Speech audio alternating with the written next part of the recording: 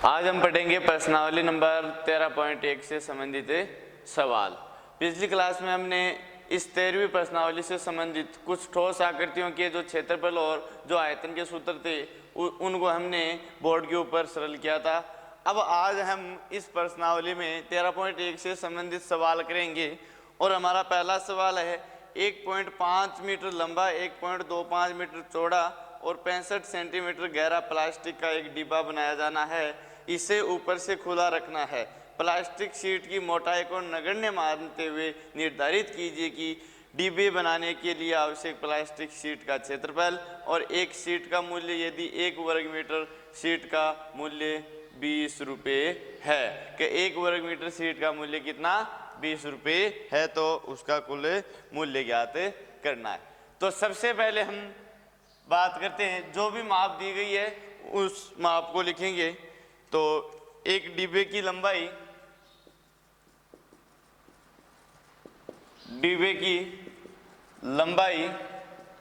L बराबर 1.5 metre, B चौड़ाई 1.25 metre, H ऊंचाई 65 सेंटीमीटर।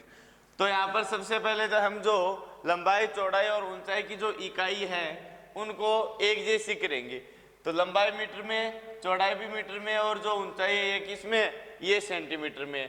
और मीटर को सेंटीमीटर में बदलते हैं तो 100 से गुणा करते हैं और सेंटीमीटर को मीटर में बदलते हैं तो 100 का भाग देते हैं। तो इसमें 100 का भाग देंगे तो ये आ जाएगा 0.65 मीटर। ये आ गई एक डिब्बे की लंबाई, चौड़ाई और ऊंचाई दी गई है। अब हमें ज्ञात करना है कि भी इस डिब्बे बनाने के लिए आवश्यक प्लास्टिक शीट का क्षेत्रफल। डिब्बा बनाने के लिए आवश्यक प्लास्टिक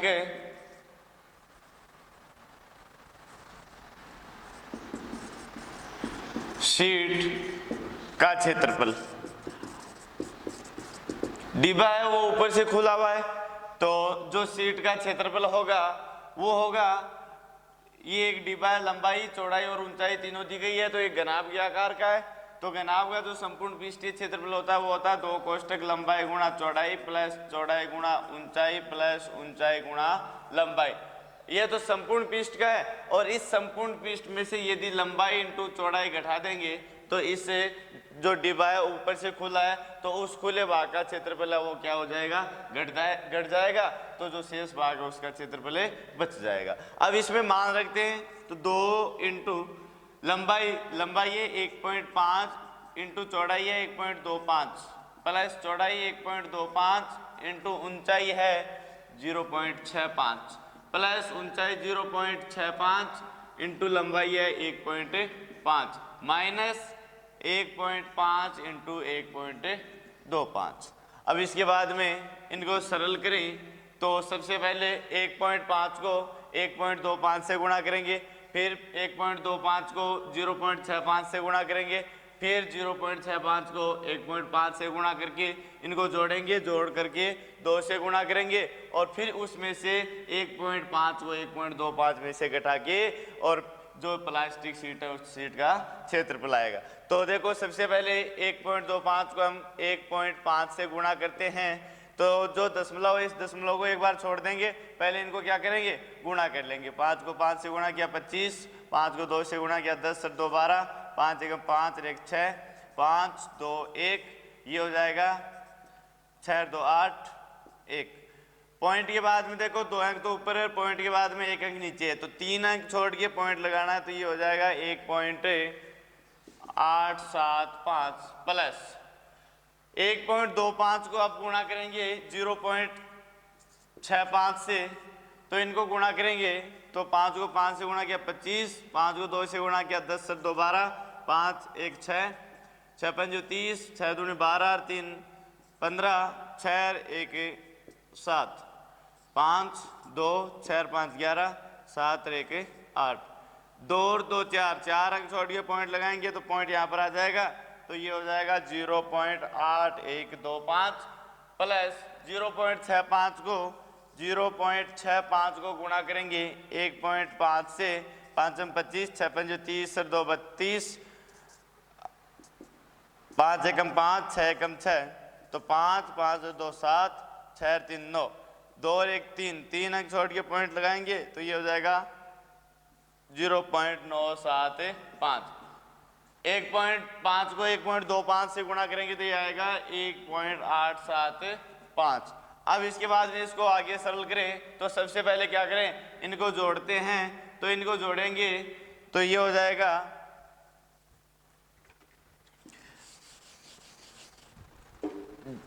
0.8125, इसमें जोड़ देंगे 1.875 और इसमें जोड़ देंगे 0.975। ये हो जाएगा 5, 5 5 10 और 2 12, 7 7 14 1 15 1 8 भाई 16, 8 8 16, 8 3 24 1 25, 25 1 26, 1 और 2 3। ये हो जाएगा 3.6625 माइनस 1.875। 2 से गुणा करेंगे 5 दूनी 10, 2 दूनी 4 1 5, 6 दूनी 12, 6 दूनी 12 1 13, 3 दूनी 6 1 7 माइनस 1.875।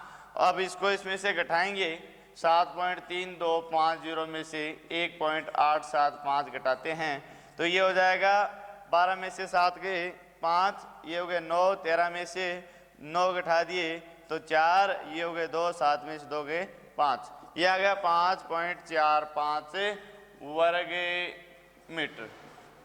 ये आ गया इस आकृति जो प्लास्टिक शीट है, इस प्लास्टिक शीट का क्षेत्रफल। अब इसके बाद में हम आगे इसका दूसरा सवाल है उसकी बात करते हैं। तो दूसरे सवाल में दिया गया है कि इस शीट का मूल्य ज्ञात करना है। यदि 1 वर्ग मीटर जो शीट है उसका मूल्य 20 रुपये, चूंकि 1 वर्ग मीटर शीट का मूल्य 20 रुपये, कितना, 1 वर्ग मीटर शीट का मूल्य 20 रुपये है, इसलिए टोटल कितनी शीट है हमारे पास, 5.45 वर्ग मीटर शीट का मूल्य होगा 20 इंटू 5.45। तो इनको गुणा करेंगे तो ये हो जाएगा 5 दूनी 10, 4 दूनी 8 1 9, 5 दूनी 10, 2 अंक छोड़ के पॉइंट लगाएंगे तो ये हो जाएगा 109 रुपये। तो अतः है इस प्लास्टिक शीट का जो मूल्य है वो होगा 109 रुपये। अब इसके बाद में आगे बात करते हैं इसके सवाल नंबर 2 की। सवाल नंबर 2 है, एक कमरे की लंबाई चौड़ाई और ऊंचाई क्रम से 5 मीटर 4 मीटर और 3 मीटर। तो कमरे की लंबाई दी गई है 5 मीटर, चौड़ाई दी गई है 4 मीटर और ऊंचाई दी गई है 3 मीटर। 7.50 रुपये प्रति वर्ग मीटर की दर से इस कमरे की दीवारों और छत पर सफेदी करवाने का व्यय ज्ञात कीजिए। तो सबसे पहले हम ज्ञात करेंगे कि भी इस कमरे की दीवार और जो छत है उस दीवार और छत का जो क्षेत्रफल है वो कितना है। फिर 1 वर्ग मीटर में 7.50 रुपये लगते हैं तो टोटल कितना खर्चा होगा। तो सबसे पहले हम ये ज्ञात करेंगे कि सफेदी करवाने योग्य क्षेत्रफल, क्योंकि इस कमरे की 4 दीवार और छत पर सफेदी करवानी है तो चारों दीवारों का क्षेत्रफल, चारों दीवारों का क्षेत्रफल प्लस छत का क्षेत्रफल। चारों दीवारों के क्षेत्रफल में और छत का क्षेत्रफल क्या कर देंगे, जोड़ देंगे। तो 4 दीवारें का क्षेत्रफल क्या होता है, 2 कोष्टक लंबाई प्लस चौड़ाई गुणा ऊंचाई प्लस छत है तो इस छत का क्षेत्रफल क्या होगा, लंबाई गुणा चौड़ाई।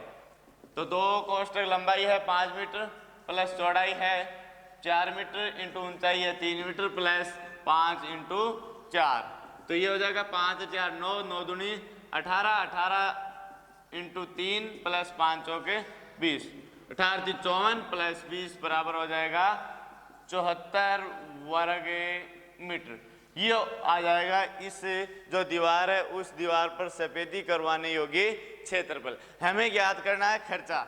तो चूंकि 1 वर्ग मीटर में सफेदी करवाने का व्यय या खर्चा वो है 7.50 रुपये।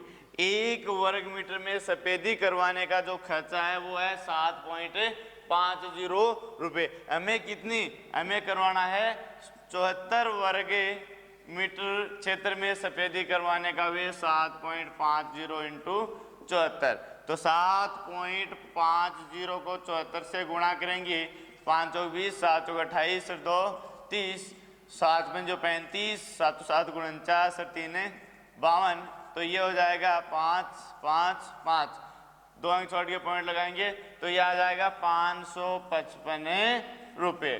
तो अतः है जो दीवार है उस दीवार पर सफेदी करवाने का जो वे है वो होगा 555 रुपये। ये हो गया सवाल नंबर 2। अब इसके बाद में आगे सवाल नंबर 3 की बात करते हैं। सवाल नंबर 3 है किसी आयताकार हॉल के फर्श का परिमाप 250 मीटर, यदि 10 रुपये प्रति वर्ग मीटर की दर से चारों दीवारों पर पेंट करवाने की जो लागत है वो है 15,000 रुपये, तो इस हॉल की ऊंचाई ज्ञात कीजिए। तो सबसे पहले दिया गया है आयताकार हॉल के फर्श का परिमाप, जो चीज दी गई उसको लिख लो। आयताकार हॉल के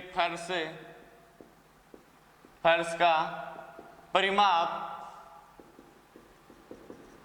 ये दिया गया है 250 मीटर। आगे दिया गया है 10 रुपये प्रति वर्ग मीटर की दर से दीवारों पर पेंट करवाने की लागत, 10 रुपये प्रति वर्ग मीटर की दर से। तो पेंट करवाने योग्य क्षेत्रफल, पेंट करवाने योग्य क्षेत्रफल टोटल कितना, टोटल है हमारे पास जो दी गई है माप 15,000 रुपये लगते हैं। 1 वर्ग मीटर के 10 रुपये, तो कुल है हमारे पास 15,000 रुपये, और 1 वर्ग मीटर के 10 रुपये लगते हैं, तो कुल क्षेत्रफल हो गया 1500 वर्ग मीटर। पेंट करवाने योग्य क्षेत्रफल है कितना, 4 दीवार, और 4 दीवारों का क्षेत्रफल 2 कोष्ठक लंबाई प्लस चौड़ाई गुणा ऊंचाई बराबर में कितना दिया गया है, 1500 वर्ग मीटर। अब देखो 2 कोष्ठक लंबाई प्लस चौड़ाई, यह है एक आयताकार आकृति का परिमाप, और एक आयताकार आकृति मतलब जो हॉल है उस हॉल के फर्श का परिमाप दिया गया है 250 मीटर। तो इसकी जगह इसका मान रख देंगे 250 इंटू एच बराबर में 1500 वर्ग मीटर। तो एच बराबर 1500 बट्टे 250, 0 से 0 काट दिया, 25 को 25, 25 दूनी 50, 25 तीन 75, 25 चौक 100, 25 125, 25 छक्की 150, तो यह आ जाएगा 6 मीटर। अतः है इस आयताकार हॉल की जो ऊंचाई है वो कितनी होगी, 6 मीटर। अब इसके बाद में आगे हम बात करते हैं इसके सवाल नंबर 4 की। सवाल नंबर 4 में दिया गया है किसी डिब्बे में भरा हुआ जो पेंट है वो 9.375 वर्ग मीटर क्षेत्रफल पर पेंट करने के लिए पर्याप्त है। एक डिब्बा है, उस डिब्बे में पेंट है, वो पेंट है वो 9.375 वर्ग मीटर क्षेत्रफल के अंदर आ सकता है। इस डिब्बे की जो माप है, डिब्बे की लंबाई तो 22.5 मीटर, चौड़ाई है 10 सेंटीमीटर और ऊंचाई है 7.5 सेंटीमीटर।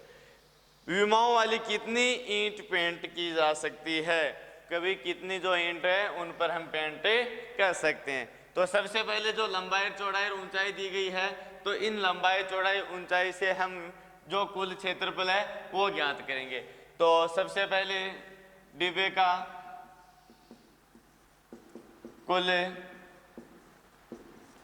क्षेत्रफल, तो डिब्बे का जो कुल क्षेत्रफल है वो यहाँ से हम ज्ञात करें तो वो होता है 2 कोष्ठक लंबाई गुणा चौड़ाई प्लस चौड़ाई गुणा ऊंचाई प्लस ऊंचाई गुणा लंबाई। इसमें मान रखेंगे तो 22.5 into 10 plus 10 into 7.5 plus 7.5 into 22.5।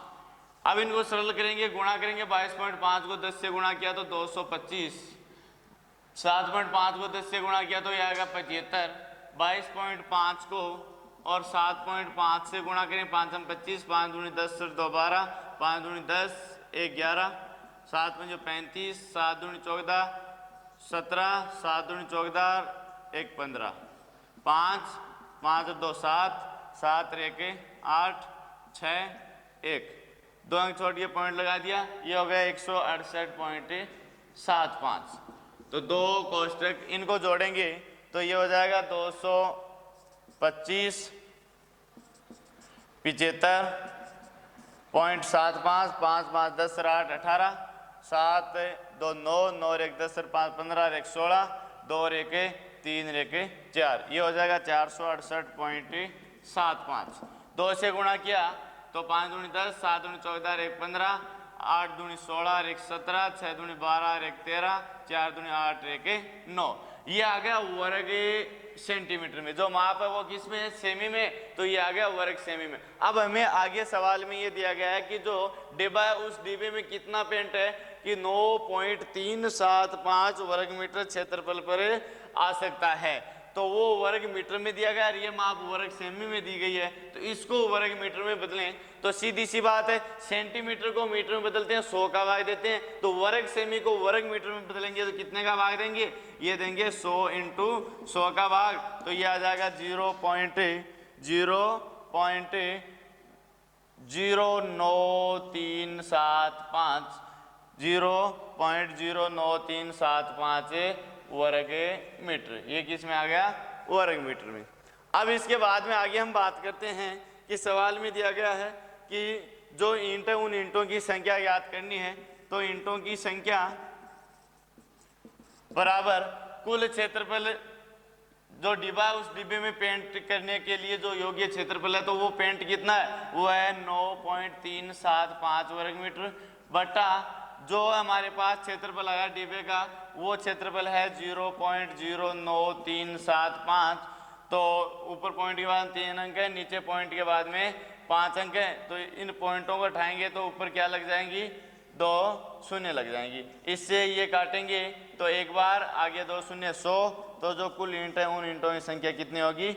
100 ईंट। उस पेंट से 100 ईंटों को हमें 100 ईंटों पर पेंट कर सकते हैं। ये हो गया हमारा सवाल नंबर 4। अब हमारा सवाल है सवाल नंबर 5। सवाल नंबर 5 है, एक घनाकार डिब्बे का एक किनारा 10 सेमी लंबाई का है, एक अन्य घनाभाकार डिब्बे की लंबाई चौड़ाई ऊंचाई 12.5, 10 व 8 सेंटीमीटर है।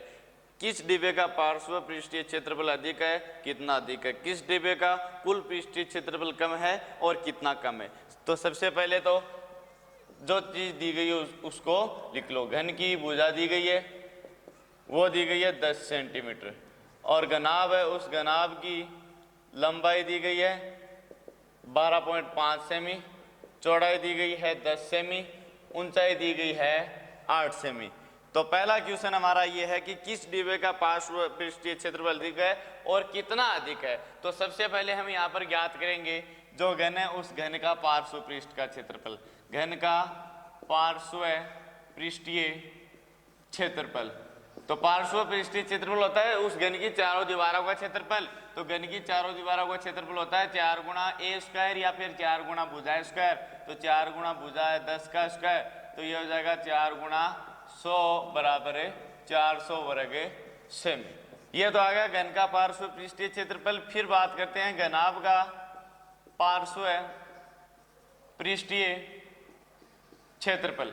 घनाभ का पार्श्व पृष्ठीय क्षेत्रफल, घनाभ का जो पार्श्व पृष्ठीय क्षेत्रफल होता है वो होता है 2 कोष्ठक लंबाई प्लस चौड़ाई इंटू ऊंचाई। जो लंबाई चौड़ाई उनका योग को 2 और जो ऊंचाई है उससे गुणा करते हैं। ये इसकी चारों दीवारों का क्षेत्रफल है। तो लंबाई तो है 12.5 प्लस चौड़ाई है 10 इंटू ऊंचाई है 8। तो 12.5 में 10 जोड़ेंगे तो ये हो जाएगा 22.5 इंटू 8। 22.5 को 2 से गुणा करेंगे तो ये हो जाएगा 44, 45 इंटू 8, तो 8 में जो 40 और 8 चौक 32, 32 से 4 है 36, तो 360 वर्ग सेमी। अब इसके बाद में ये सवाल में ये कह रहा है कि भी किस आकृति का जो पार्श्व पृष्ठीय क्षेत्रफल है वो अधिक है। ये तो जो घन है इसका तो 400 वर्ग सेमी आया और जो घनाभ है इसका 360, तो अधिक कौन सा है? घन का। अतः घन का पार्श्व पृष्ठीय क्षेत्रफल अधिक होगा। कितना अधिक है? 400 माइनस 360 बराबर 40 वर्ग सेंटीमीटर। अब इसके बाद में बात करते हैं, इसका क्वेश्चन नंबर 2 है। दूसरा क्वेश्चन में ये कह रहा है कि भी किस जो आकृति है डिब्बा है उसका जो पृष्ठीय क्षेत्रफल है वो कुल पृष्ठीय क्षेत्रफल कम है। तो सबसे पहले घन का पृष्ठीय क्षेत्रफल जो संपूर्ण पृष्ठीय क्षेत्रफल है उसकी बात करते हैं। तो 6 गुणा भुजा स्क्वायर, तो 6 गुणा भुजा कितनी है 10, 10 का स्क्वायर 100, तो 6 गुणा 100 बराबर है 600 वर्ग सेमी। घन का जो संपूर्ण पृष्ठीय क्षेत्रफल है वो तो आ गया 600 वर्ग सेमी। अब बात करते हैं घनाभ का। तो घनाभ का संपूर्ण पृष्ठीय क्षेत्रफल, घनाभ का संपूर्ण पृष्ठीय क्षेत्रफल वो होगा 2 कोष्ठक लंबाई गुणा चौड़ाई प्लस चौड़ाई गुणा ऊंचाई प्लस ऊंचाई गुणा लंबाई। इसमें मान रखेंगे तो लंबाई तो है 12.5 इंटू चौड़ाई है 10 प्लस चौड़ाई 10 इंटू ऊंचाई 8 प्लस ऊंचाई 8 इंटू लंबाई है 12.5। इनको आगे सरल करें तो 12.5 को 10 से गुणा करें तो 125, 10 को 8 से गुणा किया 80 प्लस 12.5 को 8 से गुणा किया 8 में जो 40, 8 दूनी 16, 4 20, 8 2 10, ये हो गया 100.0। अब इनको जोड़ेंगे तो 125, 80 और 100, तो 100 और 100 225, 225 के अंदर 80 जोड़ दिया तो ये हो जाएगा 8 2 10, 2 और 1 3, 305, ये हो गया 305। 2 से गुणा किया तो 610 वर्ग सेमी। जो घनाभ है उस घनाभ का जो संपूर्ण पृष्ठीय क्षेत्रफल है वो होगा 610 वर्ग सेमी, और जो घन है उसका जो पृष्ठीय क्षेत्रफल होगा वो होगा 600 वर्ग सेमी। तो किसका कम है? अतः घन का पृष्ठीय क्षेत्रफल कम है। घन का संपूर्ण पृष्ठीय क्षेत्रफल कम होगा, और कितना कम होगा? 610 माइनस 600 बराबर है 10 वर्ग सेमी। 10 वर्ग सेमी क्षेत्रफल है घन का क्या होगा? कम होगा। अब इसके बाद में आगे हम बात करते हैं सवाल नंबर 6 की। सवाल नंबर 6 है, एक छोटा पौधाघर है, ग्रीन हाउस है, उसका संपूर्ण रूप से शीशे की पट्टियों से और घर के अंदर ही उसको बनाया गया है, और शीशे की पट्टियों को टेप द्वारा चिपका कर रोका गया है। ये पौधाघर 30 सेमी लंबा है।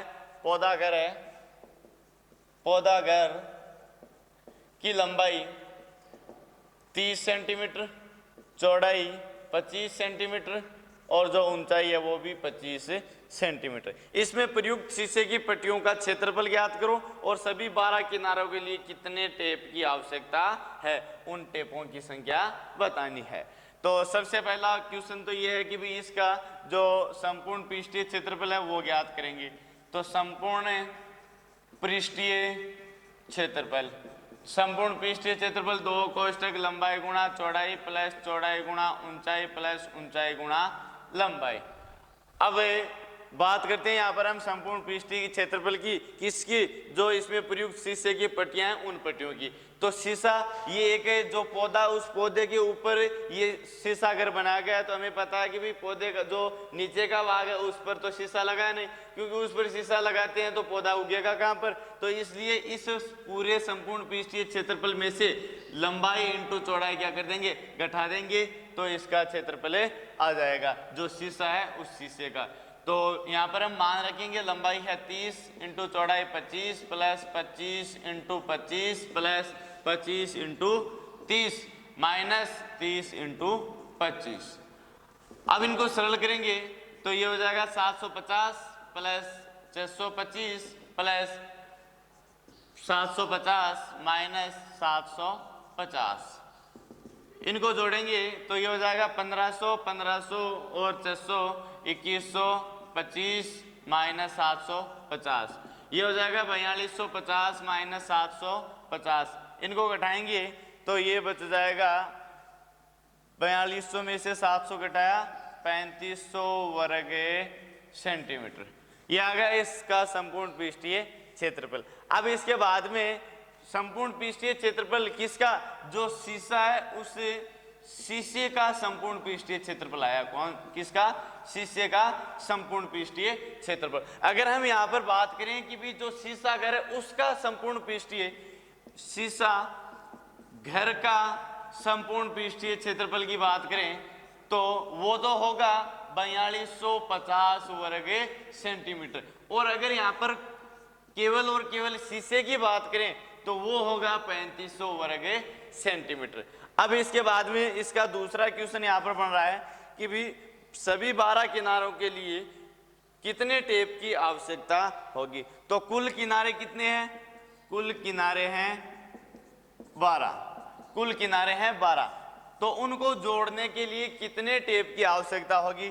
तो टेप की आवश्यकता है 4, तो उसमें क्या है? लंबाई है, तो 4 टेप तो किस में लगेगी? लंबाई में। 4 टेप है लंबाई में, और 4 ही क्या है उसमें? चौड़ाई है, तो 4 चौड़ाई में, और 4 ही किस में लगेगी? 4 उसमें ऊंचाई है। तो यहाँ पर हम कह सकते हैं कि 4L plus 4B plus 4H, total कितने? ये 12 किनारे हो गए। ये था हमारा सवाल नंबर 6। सवाल नंबर 7 है, शांति स्वीट स्टॉल अपनी मिठाइयों को पैक करने के लिए गत्ते के डिब्बे बनाने का ऑर्डर दे रहा था। 2 मापों के डिब्बों की आवश्यकता थी। एक तो बड़े डिब्बों की जो माप है वो है 25 semi into 20 semi into 5 semi. एक है छोटे डिब्बों की माप है वो है 15 semi into 12 semi into 5 semi. सभी प्रकार की अतिव्याप्यता के लिए कुल पृष्ठीय क्षेत्रफल के 5% के बराबर अतिरिक्त गत्ता लगेगा। यदि गत्ते की लागत 4 रुपये प्रति 1000 वर्ग सेमी हो तो प्रत्येक प्रकार के 250 डिब्बे बनवाने की कितनी लागत आएगी? तो छोटे डिब्बे हैं वो भी 250 हैं, जो बड़े डिब्बे हैं वो भी 250 है। तो सबसे पहले हम बात करते हैं बड़े डिब्बे। बड़े डिब्बों की माप, लंबाई है 25 सेमी, चौड़ाई है 20 सेमी, ऊंचाई है 5 सेमी। अब बात करते हैं इन बड़े डिब्बों की, जो बड़े डिब्बे के जो गत्ते हैं, उन बड़े डिब्बों में जो लगने वाले गत्ते हैं उनका क्षेत्रफल। तो पहले बात करते हैं एक डिब्बे में लगे गत्ते का क्षेत्रफल, तो वो हो जाएगा 2 कोष्टक लंबाई गुणा चौड़ाई प्लस चौड़ाई गुणा ऊंचाई प्लस ऊंचाई गुणा लंबाई।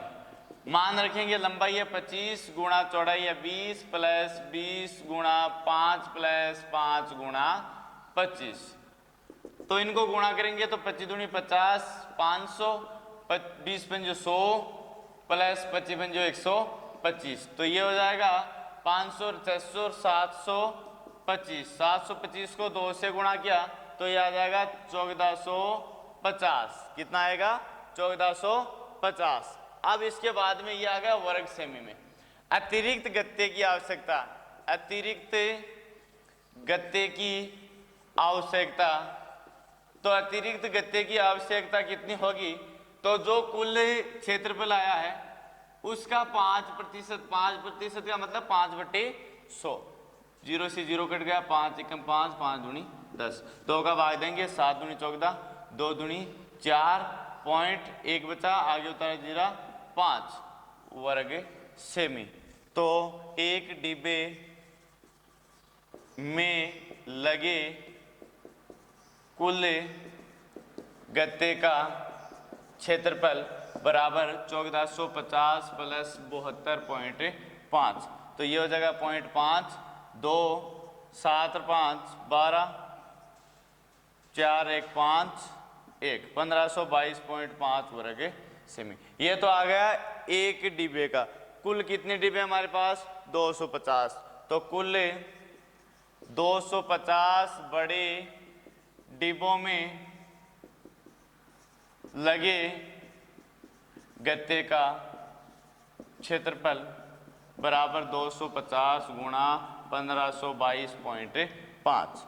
अब यहाँ पर हम 1522.5 को 250 से गुणा करते हैं तो ये हो जाएगा, 5 को 5 से गुणा किया 25, 5 को 2 से गुणा किया 10 से 2 12, 5 को 2 से गुणा किया 5 दूनी 10 से 11, और 5 को 5 से गुणा किया 25 से 26, और 5 एकम में 5 और 2 7, 2 को 5 से गुणा किया 10, 2 दूनी 4, 1 5, 2 दूनी 4, 5 दूनी 10, 2 और 1 3। तो ये हो जाएगा 2, 5 और 1 6, 6 और 4 10, 7 और 1 8, 3। तो एक अंक छोड़ के पॉइंट लगाएंगे तो 380 425, 380 425 वर्ग सेमी। अब इसके बाद में बात करते हैं जो छोटे डिब्बे हैं उन छोटे डिब्बों की। तो छोटे डिब्बे की माप, लंबाई तो दी गई है 15 सेमी, चौड़ाई दी गई है 12 सेमी, ऊंचाई दी गई है 5 सेमी। तो पहले तो एक छोटे डिब्बे का क्षेत्रफल बराबर 2 कोष्टक लंबाई 15 इंटू चौड़ाई 12 प्लस 12 इंटू 5 प्लस 5 इंटू 15। अब इसको सरल करेंगे तो 15 को 2 से गुणा किया 30, 15 को 15 3 18 प्लस 12 5 60 प्लस 15 5 75। इनको जोड़ दिया तो ये आ गया 5 का 5 7 6 13 13 8 21 1 1 3। तो 315 को 2 से गुणा किया 430 वर्ग सेमी। अब इसके बाद में आगे हम बात करते हैं अतिरिक्त गत्ते की आवश्यकता। तो अतिरिक्त गत्ते की आवश्यकता होगी, अतिरिक्त गत्ते की जो आवश्यकता वो है 430 का 5%, 5/100, 0 से 0 कट गया, 5 एकम 5, 5 दूनी 10। तो अब इसके बाद में इसमें भाग देंगे 3 दूनी 6, 2 एकम 2.5 वर्ग सेमी। तो अतिरिक्त गत्ते की आवश्यकता और एक गत्ते में जो लगा क्षेत्रफल है, इन दोनों को अगर जोड़ देंगे तो एक डिब्बे में लगे गत्ते का क्षेत्रफल 630 प्लस 31.5। तो इनको जोड़ेंगे तो ये हो जाएगा 661.5 वर्ग सेमी। अब इसके बाद में आगे हम बात करते हैं जो कुल 250 डिब्बों में लगे गत्ते का क्षेत्रफल। तो 250 इंटू 661.5 बराबर, तो 250 को 661.5 से गुणा करवाते हैं तो ये हो जाएगा 5 हम 25, 5 और 2 7, 6 पंजो 30, 6 पंजो 30 और 3 33 और 5 दूनी 10, 2 और 1 3, 6 दूनी 12, 6 दूनी 12 और 1 13। ये हो गया 0 5 7 3 5 6 1 पॉइंट लगा दिया तो 165 375, 165 375 वर्ग सेमी। ये आ गया 250 डिब्बों का जो गत्ता है उस गत्ते का क्षेत्रफल। तो 250 बड़े डिब्बों के गत्ते का क्षेत्रफल, 250 छोटे डिब्बों में लगे गत्ते का क्षेत्रफल, और हमारे पास जो कुल क्षेत्रफल है वो कितना होगा? कुल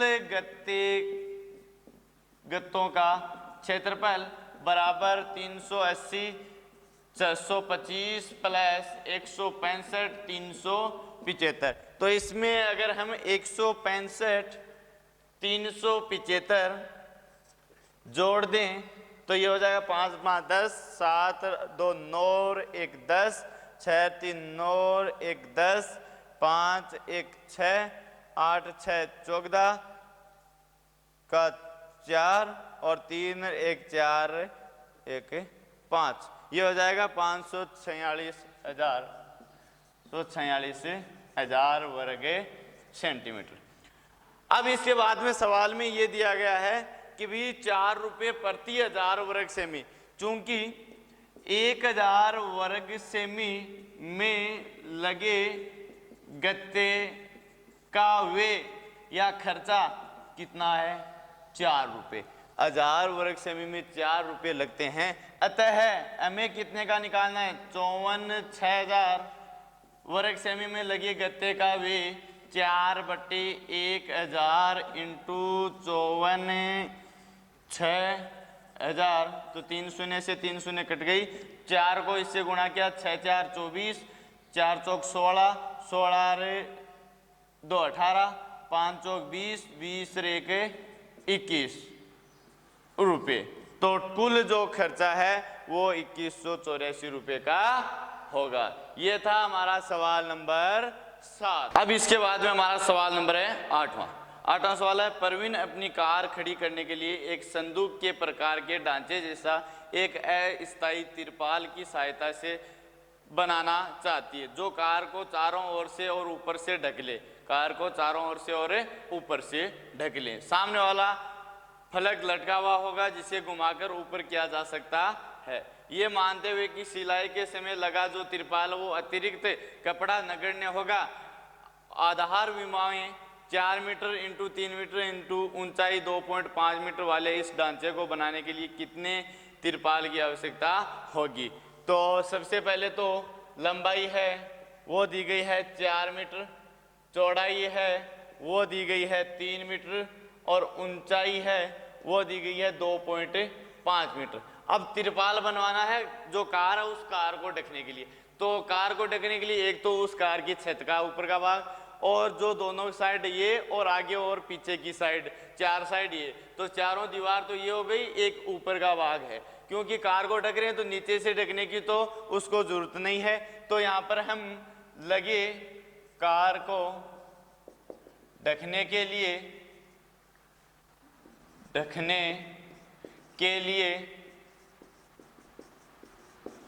लगे तिरपाल का क्षेत्रफल बराबर, तो ये जो क्षेत्रफल है वो संपूर्ण पृष्ठ में से जो नीचे का आधार का क्षेत्रफल है वो घटा लें। तो 2 कोष्ठक लंबाई गुणा चौड़ाई प्लस चौड़ाई गुणा ऊंचाई प्लस ऊंचाई गुणा लंबाई माइनस लंबाई गुणा चौड़ाई, जो नीचे का पृष्ठ है उसका क्षेत्रफल क्या कर लेंगे, घटा लेंगे। या फिर इसको इस तरह से भी कर सकते हैं कि चारों दीवारों के क्षेत्रफल में जो ऊपर छत है इस छत का क्षेत्रफल जोड़ देंगे तो भी वही उतना ही आना है।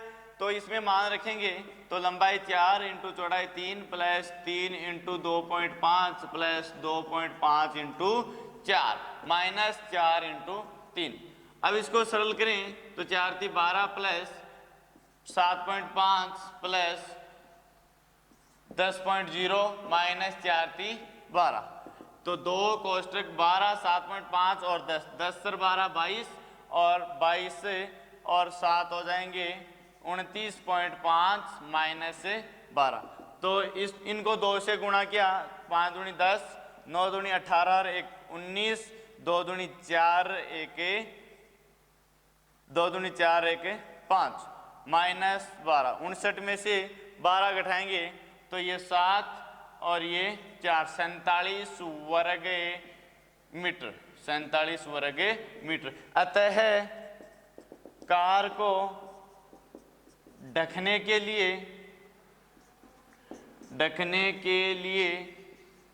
47 वर्ग मीटर तिरपाल की आवश्यकता होगी। कार को ढकने के लिए 47 वर्ग मीटर तिरपाल की आवश्यकता होगी। ये था हमारा सवाल नंबर 8।